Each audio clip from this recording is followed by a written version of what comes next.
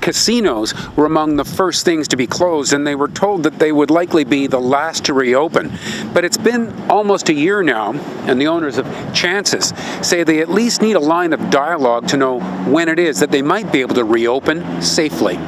It's been a very, very costly transition, and one that just continues to weigh month by month by month by month on the ability for this facility to stay ready to reopen. In other words, if it was to carry on indefinitely, you come to a point where it's over. Well, fortunately, Chances is a strong facility, but I can't speak for others. It's, there's 39 casinos in the province. They all face a lot of really drastic costs and closures these facilities aren't meant to close. Under the current public health orders, I can't see how opening a casino really fits in. It sounds to me like the best you could hope for would be that casino reopening would be considered at the next stage when restrictions are loosened. Certainly when they are loosened, but not too far down the road. As you can see through this facility, every slot machine is separated from the next in a physical fashion. So we're 2 meters apart from seat to seat. People who play at a casino typically come in, they may come in twos or threes, but they don't interact with each other. They interact with their gaming machines. So therefore they are seated physically apart. The air handling systems in this facility were designed for the smoking air in 2008, and I've reactivated that dormant equipment. We can do an air change in this building 6 times per hour.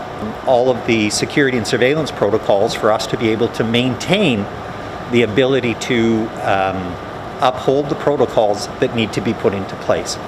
We do not have to open with 100% capacity.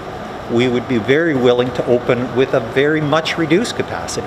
Have you made any overtures to the decision makers on this? Do you get the feeling that that you have their ear?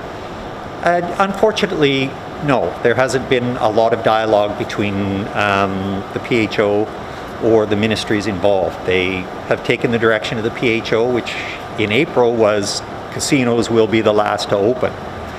However, as I said, so much has changed in a year. We know so much more about the virus and what we can and can't do within it. And with our patrons entering this facility, mask on required, limited occupancy, well controlled with security and surveillance, physically distanced in a fashion it's not like you can scooch a slot machine closer to your friend. They're pretty fixed. So if you're 2 meters apart, you're 2 meters apart. I want to thank you for making the pitch with us. Well, thank you for the opportunity to have a little peek of what's changed. I think that the people that do come back to Chances when it happens will be very pleasantly surprised with the changes that have taken place. We've done a lot of what I call disruptive things in the last few months because of the closure. And I know I have a lot of bingo players out there that are anxious to see things return to normal, and we're just going to monitor that situation on a constant basis till we're able to properly and safely open all aspects of our business. Sam Walt, thank you very much. Thank you.